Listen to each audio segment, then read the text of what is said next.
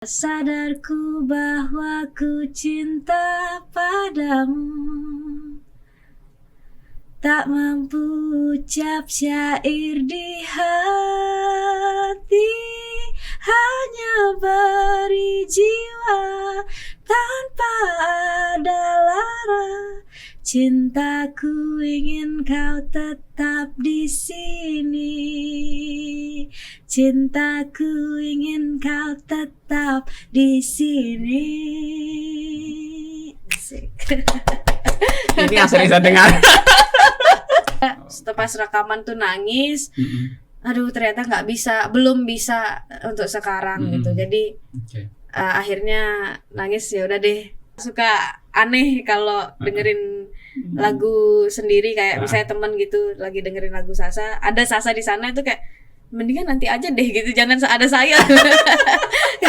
Suka malu gitu loh, karena kebetulan Sasa anaknya penakut, jadi perasaan yang timbul pertama kali adalah takut. Takut.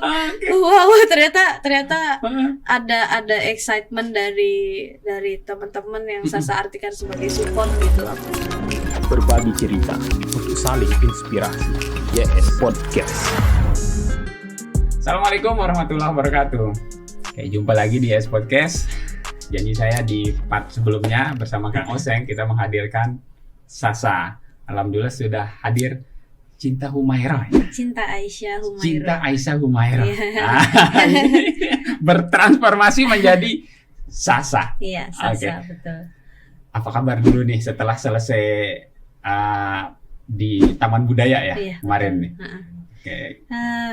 Alhamdulillah masih berasa nervousnya sampai sekarang. Tapi sangat luar biasa, saya menonton behind the scene-nya. Wah, apa ya, euforia teman-teman yang terlibat di situ itu semua sepakat mengusung Sasa terdepan. Semua yang ada di belakang saya lihat euforia sangat luar biasa. Ya, makanya energinya masih berasa sampai sekarang karena rasanya kayak Taman Budaya kemarin itu besar sekali gitu. Yang dikeluarkan pun juga yang diberikan ke Sasa. Ya, sangat luar biasa. Saya melihat apa ya, sebuah effort tim ya. Ini sangat luar biasa sehingga pada akhirnya ketika orang menonton di Sasa ini akan sebuah, itu termasuk teatrikal ya. Semi sih sebenarnya, semi teatrikal. Sasa nggak berani sih itu bilang semi teatrikal karena nggak banyak dialog di sana selain Kang Ari membuka pertunjukannya dengan prolog atau tulisan yang membahas soal sisi lain dan lagu Dilepas Pantai Pandang Bay sebagai pembuka pertunjukan tersebut. Gitu. Yeah. Tiba-tiba lupa ngomong apa. Pokoknya asik kemarin itu ya. Mengalir gitu. Saya akhirnya Sasa melihat, wah, saya ada juga di panggung ini dia di Taman Budaya ini gitu ya. Oke, Sasa, kalau saya mulai pertanyaannya ini, sejak kapan sebetulnya mulai ada, kan banyak yang menyatakan saya dulu TK sering juara lomba nyanyi gitu. Kalau mulai menemukan bakat nyanyi itu kapan, Sasa? Sebenarnya agak lupa sih, itu kelas 2 SD atau umur 2 tahun itu lupa. Jadi pokoknya waktu itu lagi, kalau nggak salah lagi zaman-zamannya Kartini. Kan biasanya kan kita kalau misalnya di sekolah atau kayaknya kelas 2 SD sih kok. Itu pasti kita nggak asing sama lagu-lagu perjuangan ya, lagu kebangsaan kayak apalagi Kartini gitu. Mama tuh lagi bersihin lemari terus Sasa nyanyi tiba-tiba gitu. Mama kaget kayak, suaramu bagus ya gitu. Dari situ jadi aware gitu kalau oh iya bagus juga ya gitu. Akhirnya dari situ sering denger lagu terus nyanyiin juga, tapi nggak pernah ikut lomba, nggak pernah sama sekali. Jadi beranjak besar itu Sasa nyanyi itu cuman di tongkrongan. Terus sama teman-teman kayak gitu, nggak pernah yang serius akhirnya di les vokal. Pernah les vokal waktu itu, tapi cuman sehari habis itu nggak betah gitu. Emang anaknya nggak betahan gitu, bosenan. Terus di lesin gitar juga, dibeliin piano gitu. Cuman nggak into gitu sama waktu itu, nggak into sama itu karena ngerasa masih happy sama dunia sekolah kan, main sama teman gitu. Jadi nyanyi itu nggak terlalu yang jadi bagian besar di Sasa gitu. Akhirnya setelah lama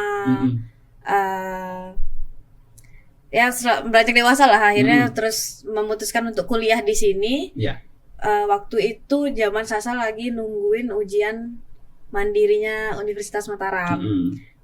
Diajak main sama teman. Waktu itu sebelumnya pernah kenal sama beberapa di tongkrongan, terus pas balik lagi ke sini, pas mau ujian mandiri itu mainlah ke salah satu komunitas yang waktu itu lagi pengen bikin acara.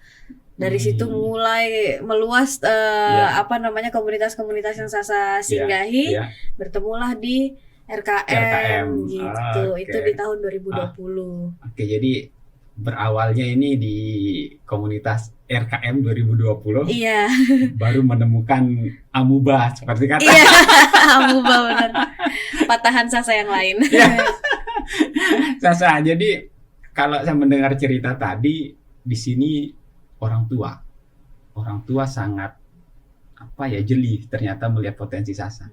Walaupun dalam perjalanannya namanya juga anak-anak gitu kan, betul. Masih mencari macam-macam. Tapi orang tua di sini menurut saya sangat aware dia. Kayaknya anak saya punya potensi ini. Sehingga Sasa diikutkan les macam-macam gitar dan vokal dan lain-lain. Sampai saat ini dukungan orang tua seperti apa Sasa? Dukungan orang tua udah pasti nggak pernah putus ya, nggak pernah tetap meyakinkan kalau kamu itu sebenarnya punya talenta yang mungkin orang nggak banyak yang memiliki yang kamu punya ini. Betul. Gitu. Jadi mama tetap terus nggak pernah putus doanya, ayah juga memberikan bumbu-bumbu ambisi yang dulu dia pernah ngerasain menjadi muda. Terus dia menceritakan gimana akhirnya dia menemukan inilah seorang ayah Sasa ini gitu. Dia ceritain lah ambisi-ambisi itu gimana caranya supaya ketika kita ingin melakukan sesuatu kita harus ada ambisi di dalamnya, terus ada niat di dalamnya. Akhirnya ntar kita untuk masuk ke dalamnya itu lebih deep lagi gitu, nggak cuma di permukaan aja gitu. Mulai dengan banyak hal gitu, nggak stuck, nggak bingung mulainya dari mana gitu. Mulai aja udah gitu. Mulai aja bingung gimana selanjutnya. Maksudnya daripada bingung karena gimana selanjutnya, mendingan mulai dulu aja. Setelah itu kan kita, apalagi zaman sekarang udah banyak banget yang bisa kita akses informasinya di digital. Jadi Sasa rasa kayaknya Sasa tuh sangat didukung sama sekitar Sasa pun juga dari handphone yang kita gunakan gitu loh. Kayak Sasa bisa mengakses informasi soal vokal dan lain-lain melalui YouTube ataupun Google gitu. Walaupun pasti juga Sasa bakal tanyain ke orang-orang yang sudah punya jam terbangnya lebih tinggi daripada Sasa gitu. Ternyata gurunya adalah Mbah Google juga ya. Iya, nggak lepas dari itu karena kayaknya lebih banyak Sasa pegang HP daripada Sasa tidur. Dan jadi kan proses belajar Sasa. Iya, betul. Jadi ada kemandirian kalau saya melihat. Jadi secara mandiri Sasa ini sadar bahwa saya bisa mengarah ke sini gitu. Jadi apa yang saya butuhkan dengan perangkat yang dipegang, Sasa mendalami sendiri. Dalam pencariannya Sasa nih, dalam pencarian bakat ini kan tentu banyak menemukan, pasti banyak hambatan ini. Ada godaan, ada ini. Nah, bagaimana Sasa bisa mengatur ritme sehingga lahirnya karya ini, sisi lain ini saya yakin ini sebuah perjalanan panjang Sasa. Nggak panjang sih, tapi banyak ceritanya. Nah, itu dia. Apa yang menurut Sasa, apa momentum Sasa ketika saya harus gapai ini? Ada momentum tertentu nggak? Ada. Waktu itu lagi proses launching mini album. Lagi proses itu sekitar 4 bulan sebelum atau 6 bulan sebelum Sasa lost counting. Itu Sasa ditanya sama Kang Seng sama Teteh, Sasa sekarang kamu Sasa sebenarnya lebih diingetin sih. Prioritas kamu tuh yang pertama adalah kampus sekarang, karena kamu datang ke sini itu untuk menjadi mahasiswa, bukan sebagai apa-apa. Jadi yang sebenarnya musik itu tadinya nggak ada kepikiran sama sekali karena datang ke sana yang paling utama adalah ngampus gitu ya. Dia jadi mahasiswa Universitas Mataram. Terus tiba-tiba ternyata ada dikasih berkah juga menjadi penyanyi. Ternyata fokus ke sana gitu. Nah, Sasa momentum yang bikin Sasa ini sesuatu yang harus saya gapai itu adalah prioritas kamu tuh apa, Sa, katanya gitu. Kalau memang kamu ingin melanjutkan ini,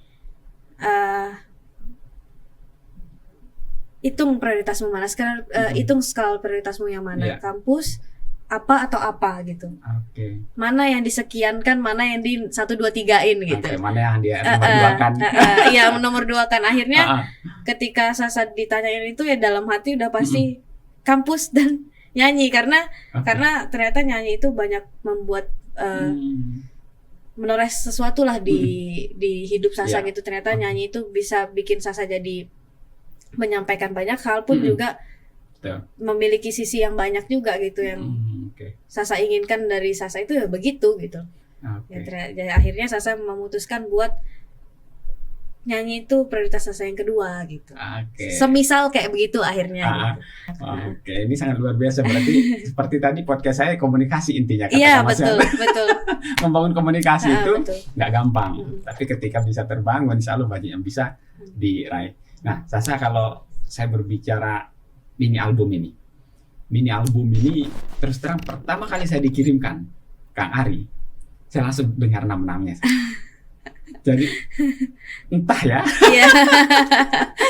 Yang pertama kali saya dengar itu terus yang lain-lainnya gitu. Ini saya kalau nggak dikasih tahu siapa yang nyanyi dan dari mana, saya nggak ada bayangan sebetulnya bahwa itu dikerjakan di sini, besar di sini. Serius. Karena biasa yang saya dengar ya seperti Andin dan yang lain-lain itu kan genrenya gitu. Nah, tapi begitu mendengar itu, wow, saya bilang bangga, saya sangat bangga. Terima kasih. Dan saya sangat berharap karya ini nanti akan menjadi sebuah portofolio Sasa untuk ke jenjang yang selanjutnya. Amin. Sasa, perasaannya ketika selesai rekaman terakhir seperti kata-kata produser bungkus gitu. Apa yang Sasa bayangkan setelah ini selesai rekaman gitu? Lega udah pasti. Ketika apalagi yang entah itu Sasa rasa itu yang paling memuaskan buat Sasa. Ketika di dalam tuh ya jadi ini dia gitu. Maksudnya jadinya tuh ada perasaan satisfied, puas gitu loh, kayak salah satu lagu yang rasa puasnya itu paling tinggi di antara yang lainnya. Yang entah itu. Amin. Rasanya tuh kayak ini dia nih gitu. Bukan ini dia si Sasa enggak, tapi puas itu tadi. Sisanya itu bahkan saya pernah nangis waktu nyampein di Lepas Pantai Padang Bay, merekam di Lepas Pantai Padang Bay. Sampai sekarang Sasa masih ngerasa hilang lost gitu loh Sasa di Lepas Pantai Padang Bay itu, karena menurut Sasa bukan karena salah satunya karena figur Kang Ari yang besar menurut Sasa ya. Betul, tinggi sekali Kang Ari itu untuk Sasa. Dan dia menulis di Lepas Pantai Padang Bay itu kritik sosial dan wacananya itu tidak pernah Sasa lalui di hidup Sasa tuh. Sasa nggak punya pengalaman itu, akhirnya kan kita nggak bisa relatein kan. Kebiasaan Sasa nggak tahu ini bagus apa enggak, kebiasaan Sasa ketika membawakan lagu itu Sasa berusaha supaya lagu itu mengkonekkan lagu itu ke kehidupan Sasa. Jadi gimana caranya supaya Sasa bisa mudah untuk ngebawainnya, memberikan pesannya. Kalau itu benar-benar yang saya rasain gitu loh. Menjiwai. Belum berhasil sih sampai sana ya, tapi seperti itulah ini ya. Usaha Sasa tuh seperti itu. Mungkin dalam hal di lagu di Lepas Pantai Padang Bay ini nggak berhasil Sasa untuk relatein, karena sama sekali nggak pernah merasakan pun juga Sasa sederhanakan pun nggak pernah Sasa rasain gitu. Terlepas dari ilmu yang Sasa punya, Sasa masih bisa bilang kalau Sasa masih ada keterbatasan soal musik, karena dari dulu tidak pernah mendalami soal musik. Sasa nggak bisa alat musik soalnya juga, maksudnya mau ngulik gimana gitu. Betul. Setelah itu ada bukan tekanan sih, tapi Sa jadiin ini milik kamu gitu. Kang Ari juga sempat bilang, kalau Sasa juga dengar di podcast sebelumnya kalau ada yang diberikan sama Kang Ari, Sa jadiin ini milik kamu gitu. Buat dia sedemikian rupa supaya ini menjadi si Sasa gitu loh ya. Cuman ternyata untuk digapai itu tinggi sekali ya. Itu pas rekaman tuh nangis. Aduh ternyata belum bisa untuk sekarang gitu. Jadi akhirnya nangis, ya udah deh besok kembali lagi ke rekaman, terus rekam ulang dengan struktur yang sama seperti sebelumnya, belum yang Sasa cari sendiri atau identitasnya Sasa di sana belum ada gitu. Ya udah dipasrahin aja gitu. Dia jadinya selama rekaman itu campur aduk sih, puas iya, sedih iya, terus ngerasa gagal iya, pokoknya semuanya ada tak rasain waktu itu. Nano perasaan. Iya, nano. Terus setelah rekaman itu selesai, apa ya?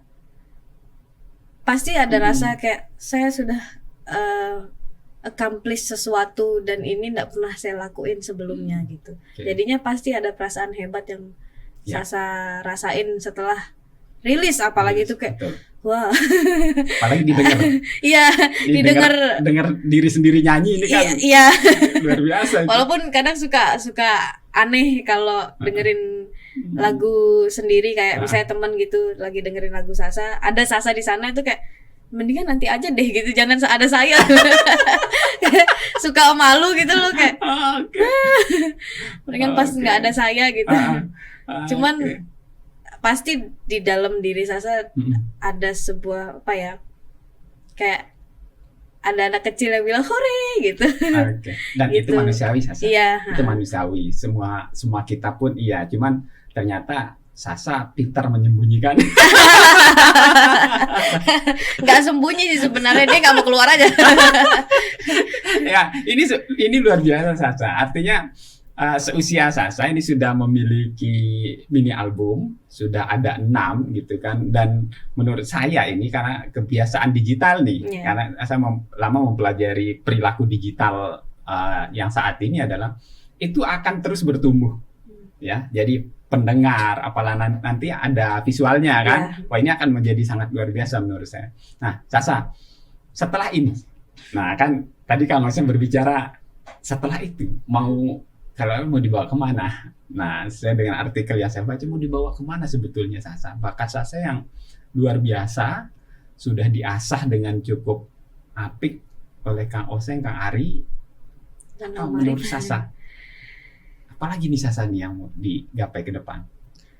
Pertama yang kepikiran setelah turun dari panggung pertunjukan launching mini album itu adalah saya harus nulis. Itu yang bahkan sebelum naik ke panggung aja Sasa udah bilang kan, Sasa udah ada tema nih, udah ada konsep mau bikin ini. Sasa lagi mau nulis liriknya, mau menceritakan sesuatu gitu. Itu sih yang pengen tak asah dulu setelah ini, karena pasti ada kebanggaan lain yang bisa Sasa rasakan kalau Sasa sudah bisa menulis gitu. Karena kayaknya sayang gitu kalau misalnya Sasa tidak mengasah bakat di otaknya juga gitu. Karena kan kalau misalnya nulis kan pasti kita bakal baca buku, terus kita bakal ngobrol sama orang, ilmu-ilmu yang kita sebelumnya nggak dapat itu bisa kita ambil, terus habis itu kita tuliskan jadi lagu ataupun puisi atau apapun itulah yang bisa disyairkan. Sangat luar biasa. Pada akhirnya semua musisi juga akan memiliki idealisme seperti itu. Ketika sebuah karya ini lahir dari dirinya. Nah, ini akan menjadi sebuah goal yang besar nanti Sasa. Semoga disegerakan itu ya Sasa ya. Amin ya. Doain aja biar hidayahnya muncul cepat. Kalau tanggapan masyarakat ternyata setelah melihat ya antusiasme masyarakat mendengar, dan kemarin di situ Sasa berpikir apa nih melihat jumlah penontonnya ternyata bertumbuh terus. Apa yang Sasa kira-kira usil di Sasa lihat di dalam kamar ini? Wah, gitu. Karena kebetulan Sasa anaknya penakut, jadi perasaan yang timbul pertama kali adalah takut. Takut. Wow, ternyata ada excitement dari teman-teman yang Sasa artikan sebagai support gitu, apalagi teman-teman kampus, terus teman-teman yang di kesenian di Mataram juga gitu tuh. Ada excitement yang mereka berikan ke Sasa itu ya, rasanya kayak sebenarnya itu support, tapi kayak ternyata sudah ada apa namanya juga kita mengenalkan diri di ke publik gitu ya, publik yang tadinya sebelumnya Sasa officially dikenalkan sebagai si Sasa. Karena sebelumnya udah pernah nampil juga, cuman nggak officially lah kalau bahasanya, karena udah pernah launching itu kan. Sekarang bener-bener dinotis sebagai si Sasa, dan si Sasa itu bertengger di publik, itu rasanya kayak dak-dikduk sih sebenarnya ya, karena nggak tahu, bukan merasa ada tanggung jawab atau apa, tapi pasti di depannya bakal ada ambisi atau apa yang ada yang berharap. Berharap nggak tahu ya, kalau berharap Sasa nggak tahu, karena aspirasi dari teman-teman juga nggak ada yang bilang kayak bening kamu kayak gini, itu nggak banyak Sasa dengar.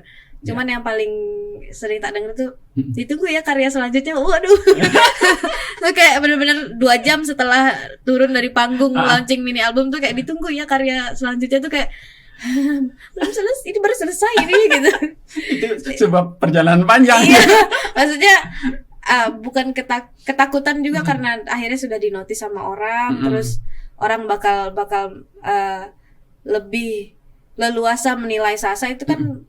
Untuk Sasa yang umurnya masih di bawah 25 tahun pasti takut gitu. Untuk Sasa yang masih belum bisa mengontrol ya masih remaja lah.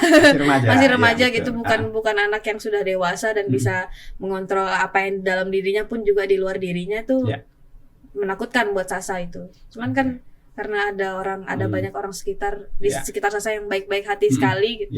Termasuk Kang Oseng dan Teh Rinrin. Jadinya pasti Sasa bakal kuat gitu. Itu yang penting Sasa. Kita berada di lingkungan atmosfer atau orang-orang yang betul-betul frekuensi dengan kita, artinya mendukung. Ini yang Sasa butuhkan ke depan gitu, sehingga muncul karya-karya yang memang ya karya yang lahir dari dukungan orang-orang di sekitar, orang-orang terdekat kita. Orang-orang yang mendukung ini kan karena sayang, karena cinta. Sehingga dengan ketulusan mereka, pada akhirnya Sasa memiliki kepercayaan diri. Nah, ini sangat luar biasa, Sasa. Nah, boleh nggak terakhir nih saya minta nyanyikan sedikit aja, Entah. Yang mana ya?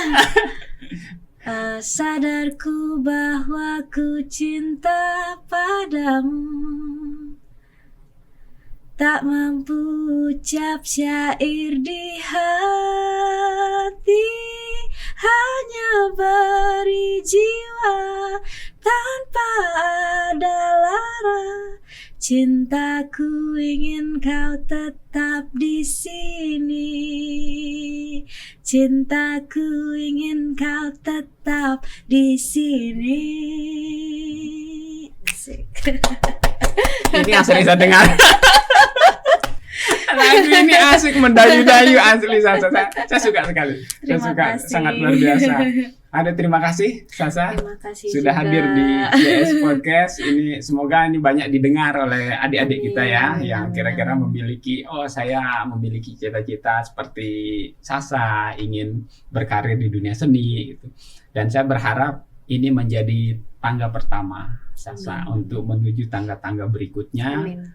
Tangga kesuksesan dan mampu membawa nama harum, nama NTB dan nama Indonesia. Amin.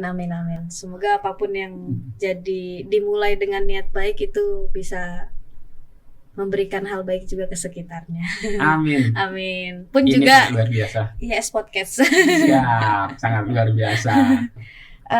teman-teman jangan lupa di subscribe dan di like, di komen juga, terus share juga dimanapun yang kalian nyamankan, Instagram, WA, Yes Podcast. Oke, thank you Sasa. Kang Oseng luar biasa, sama Teteh memiliki talent-talent yang luar biasa ke depan.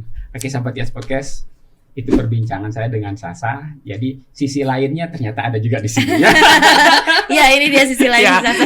Sisi lainnya sudah diceritakan sama Sasa di sini. Bagaimana sebetulnya perjalanan sampai berkecamuk perasaan. Nah, ini sudah diceritakan sama Sasa. Semoga bisa menginspirasi sahabat Yes Podcast semua. Ketemu lagi di konten-konten berikutnya. Jangan lupa ya, saya sudah ada podcast sebelumnya dengan ada Kang Ari dan ada Kang Oseng. Nah, ini relate. Relate sampai ketemu Sasa. Oke, demikian yang bisa saya bahas. Assalamualaikum warahmatullahi wabarakatuh. Berbagi cerita untuk saling inspirasi. YS Podcast.